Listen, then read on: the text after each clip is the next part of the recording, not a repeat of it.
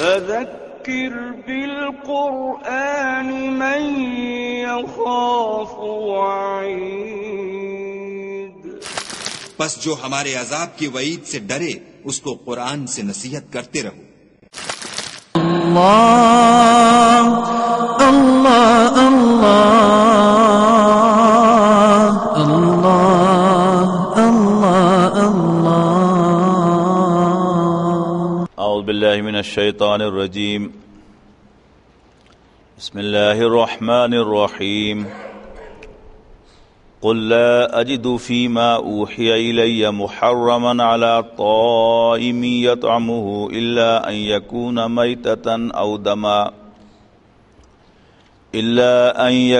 ميتة او دما مسفوحا او لحم خنزير فانه رجس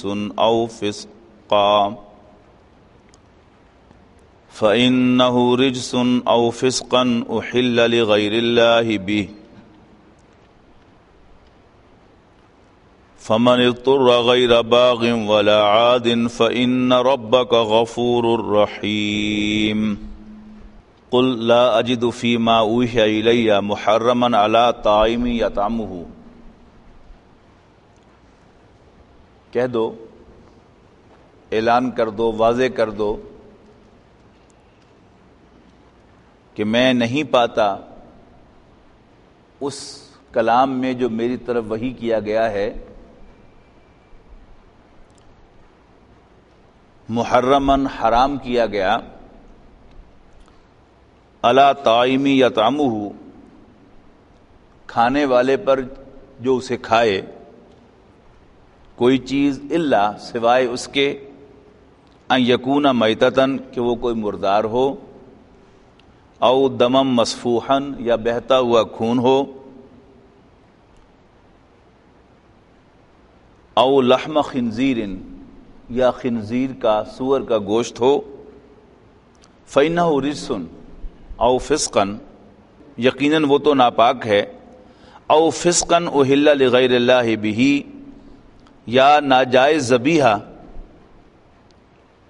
جس پر اللہ کے سوا کسی اور کا نام پکارا گیا ہو، فمن اضطر غیر باغ ولا عاد پس جو کوئی حالت اضطرار میں ہو جائے، بے اختیار ہو جائے، بشرطے کہ اس میں بغاوت نہ ہو اور نہ ہی وہ حد سے بڑھے، فإن ربک غفور الرحیم تو تیرا رب بخشنے والا رحم فرمانے والا ہے۔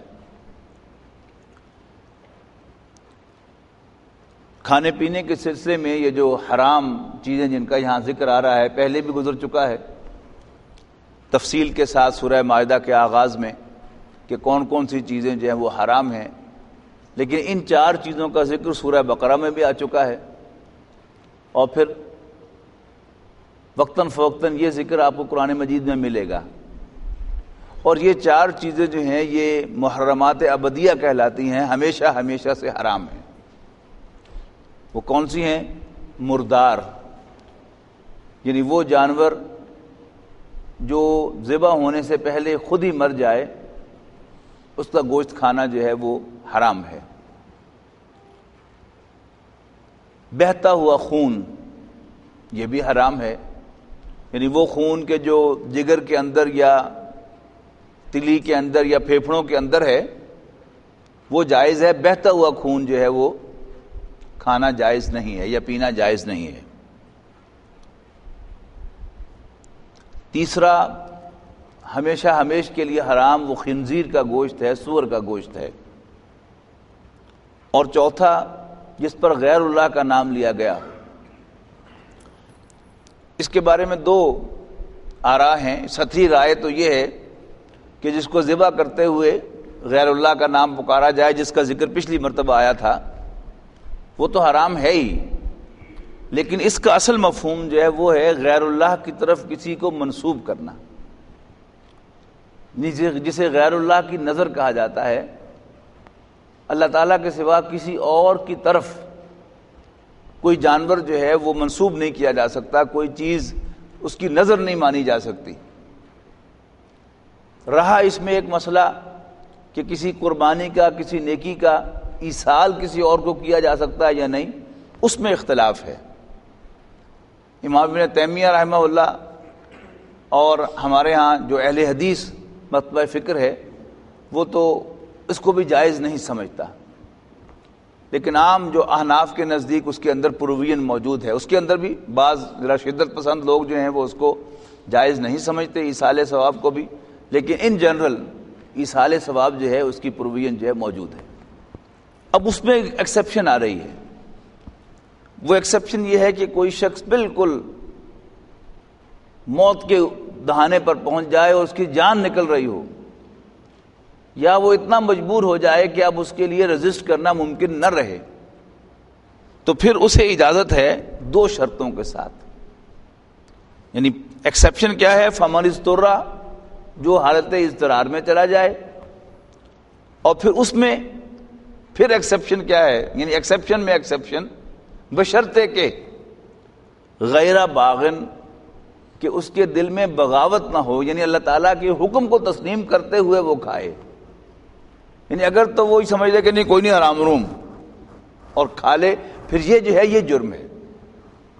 ہاں وہ کہے کہ ہاں واقعی یہ اللہ کا حکم ہے، اسے مانتا ہوں کہ یہ حرام ہے، لیکن میں مجبور ہو کر کھا رہا ہوں، تو پھر اس کی پروویژن ہے. پھر کھائے بھی کتنا، وہ دوسرے لفظ کے اندر ہے ولا عادن، حد سے نہ بڑھے. یعنی جتنا کھانے یا جتنے پینے میں اس کی جان بچ جائے، یا وہ جو اضطرار کی حالت ہے وہ ختم ہو جائے، تو صرف اتنا کھانا جائز ہے، اس سے بیونڈ کھانا جائز نہیں ہے. فَإِنَّ رَبَّكَ غَفُورٌ رَحِيمٌ، تو تیرا رب بخشنے والا مہربان ہے. یعنی اس ایکسپریشن کے اندر بھی یہ بات چھپی ہوئی ہے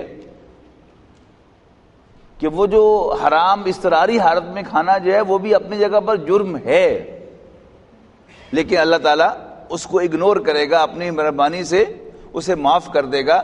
ایسا نہیں ہے کہ حالت اضطرار میں کھانا جو ہے وہ کوئی ثواب کا کام ہے. یعنی مشکل سے مشکل حالات میں بھی کوئی شخص اگر ڈٹا رہے، ثابت قدم رہے اور تیار ہو جائے اس کے لیے کہ ٹھیک ہے جان جاتی ہے تو جائے، لیکن میں اللہ تعالیٰ کی حرام کردہ چیز کو ہاتھ نہیں لگاؤں گا، تو یہ عزیمت کی بات ہے اور ریکمینڈڈ ہے. وَالَّذِينَ هَادُوا حَرَّمْنَا كُلَّ ذِي ظُفُرٍ، اور یہودیوں پر ہم نے حرام کیے تھے تمام ناخنوں والے جانور. وَمِنَ الْبَقَرِ وَالْغَنَمِ حَرَّمْنَا عَلَيْهِمْ شُهُومَهُمَا إِلَّا مَا حَمَلَتْ ظُهُورُهُمَا أَوِ الْحَوَايَا أَوْ مَا اخْتَلَطَ بِعَظْمٍ، اور گائے اور بکری میں سے بھی ہم نے ان پر حرام کی تھی چربی، سوائے اس چربی کے کہ جو ان کی پشت پر لگی ہوئی ہو یا ان کی انتریوں کے ساتھ پیوست ہو، ملی ہوئی ہو، جس کو علیحدہ کرنا ممکن نہ ہو. ذالک جزیناہم ببغیہم، یہ ہم نے ان کو ان کی شرارت کی وجہ سے سزا دی تھی. وَإِنَّا لَصَادِقُونَ، اور یقیناً ہم سچے ہیں، سچ کہہ رہے ہیں. فَإِن كَذَّبُوكَ، لیکن اے نبی اگر وہ آپ کو جھٹلائیں، فَقُلْ رَبُّكُمْ ذُو رَحْمَةٍ وَاسِعَةٍ، تو کہہ دو، بتا دو کہ تمہارا رب بڑی وسیع رحمت کا مالک ہے.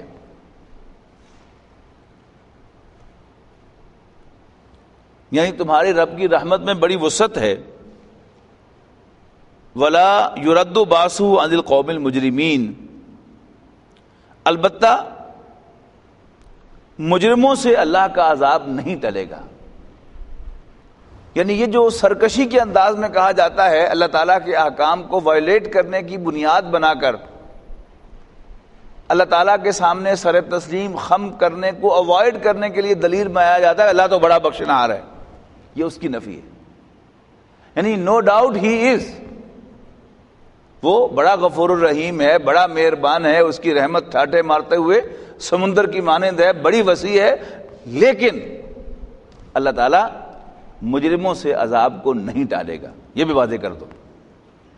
یعنی یہ وہی بات ہے کہ جو آگے جا کر سورہ ہجر میں فرمائی گئی، نبی عبادی انی انا الغفور الرحیم، میرے بندوں پر واضح کر دو کہ میں بڑا غفور الرحیم ہوں، اور یہ بھی واضح کر دو وَأَنَّ عَذَابِي هُوَ الْعَذَابُ الْعَلِيمُ، کہ میرا عذاب بھی بڑا دردناک عذاب ہے۔ یعنی ان دونوں چیزوں کو ذہن میں رکھو۔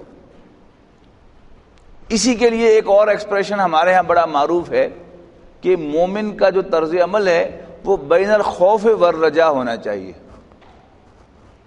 اللہ کی عذاب کا ڈر بھی ہر وقت اس کے دل میں ہونا چاہیے، اور اللہ تعالیٰ کی رحمت اور بخشش کی امید بھی ہر وقت اس کے دل میں ہونی چاہیے۔ تو ولا یرد باسہ، نہیں ٹلے گا اس کا عذاب عن القوم المجرمین، مجرموں سے۔ سیقول الذین اشرکوا، اب مشرک کہیں گے لو شاء اللہ ما اشرکنا ولا آباؤنا ولا حرمنا من شیء، مشرک کہیں گے کہ اگر اللہ چاہتا، یعنی یہ کٹ حجتی آج بھی آپ کو سننے میں مل جاتی ہے، دیکھو جی سب کام اللہ کے اختیار میں ہے، یعنی جیسے وہ اللہ تعالیٰ کی رحمت کو بیچ میں لاتے ہیں اپنی سرکشی کے لیے، ایسے ہی اللہ تعالیٰ کی مشیت کہ اللہ جو چاہتا ہے کرتا ہے، اس کائنات کا پتہ بھی اللہ کی اجازت کے بغیر نہیں ہلتا، اب وہ اس کو بیچ میں لاتے ہیں کہ اگر اللہ چاہتا تو ہم شرک کرتے ہی نہ، اور ہم کیا، ہمارے باپ دادا بھی شرک نہ کرتے، اور نہ ہم نے جو چیزیں حرام ٹھہرائی ہوئی ہیں ہم یہ ٹھہرتے، اس کا مطلب ہے کہ اللہ کو ایسا ہی منظور ہے۔ اب اس کا جواب دیا جا رہا ہے کذالک کذب الذین من قبلہم، ایسے ہی جھٹلایا تھا ان سے پہلوں نے بھی، حتی ذاقوا باسنا، یہاں تک کہ انہوں نے ہمارے عذاب کا مزہ چکھ لیا۔ اچھا، آج کا جو ذرا انٹلیکچوئل مائنڈڈ اپنی طرف سے بڑی بگار رہا ہوتا ہے منطق کہ میں بڑی کوئی اونچی بات کر رہا ہوں، حالانکہ وہ بات بھی قرآن مجید میں آلریڈی مینشنڈ ہے، وہ آرگومنٹ بھی کہ اللہ تعالیٰ بڑی وسیع رحمت والا ہے، اس کو بھی رسپونڈ کیا گیا ہے۔ اسی طرح ان کا یہ کہنا اگر اللہ چاہتا تو ہم برائی کرتے ہی نہ، شرک کرتے ہی نہ، اس کو بھی رسپونڈ کیا جا رہا ہے۔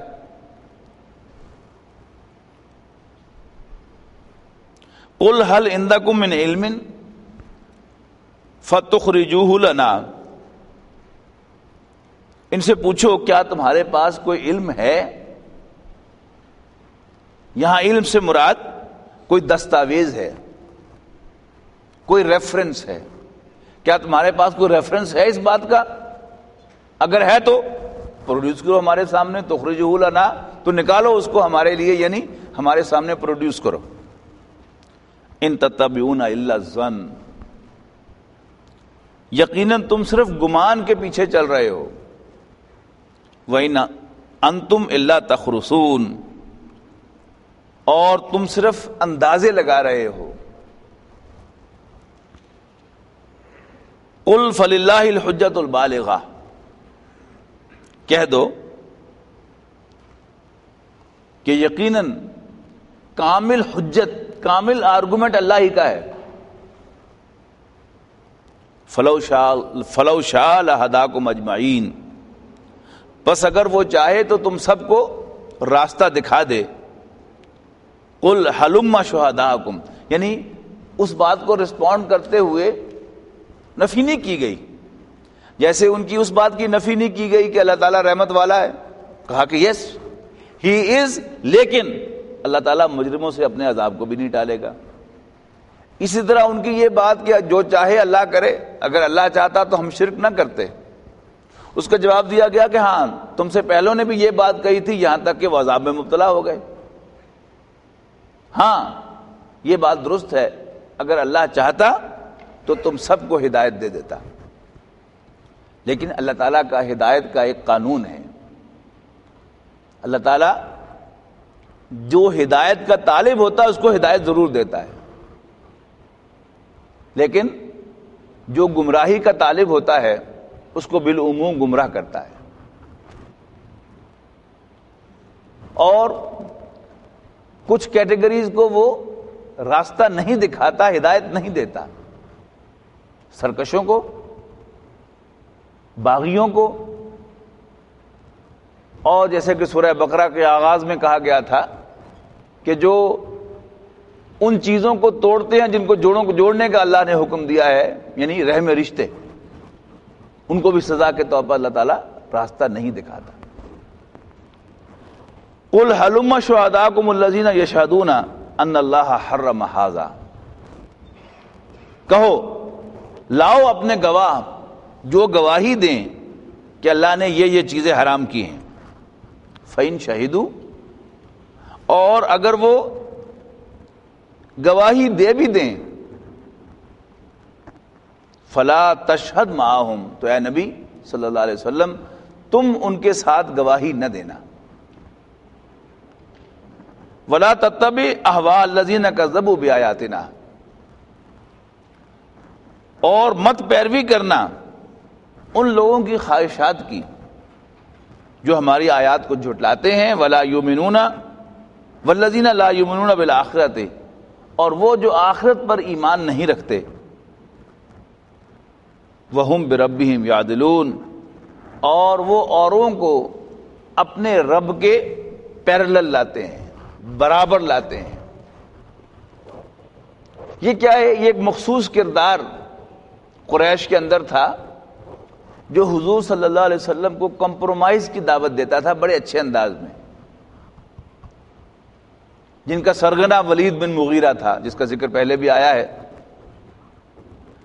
یہ سجیسٹ کرتا تھا کہ رسول اللہ صلی اللہ علیہ وسلم کو کہ میں چاہتا ہوں کہ آپ کے اور قریش کے درمیان کوئی پیچ اپ ہو جائے. لیکن پیچ اپ کیسے ہو کہ وہ چیزیں کہ جو انہیں اریٹیٹ کرتی ہیں آپ بار بار ان کا ذکر کرتے ہیں.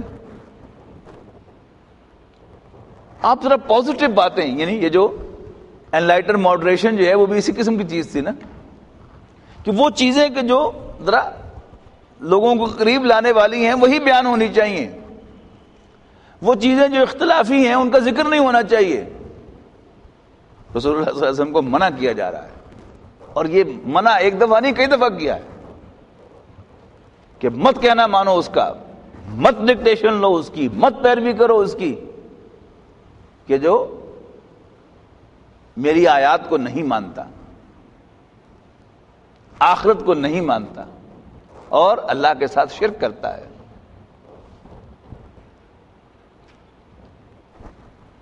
قل تعالوا، کہہ دو آؤ، اتلو ما حرم ربکم، میں تمہیں پڑھ کر سناؤں ما حرم ربکم، کہ تمہارے رب نے کیا کیا حرام کیا ہے.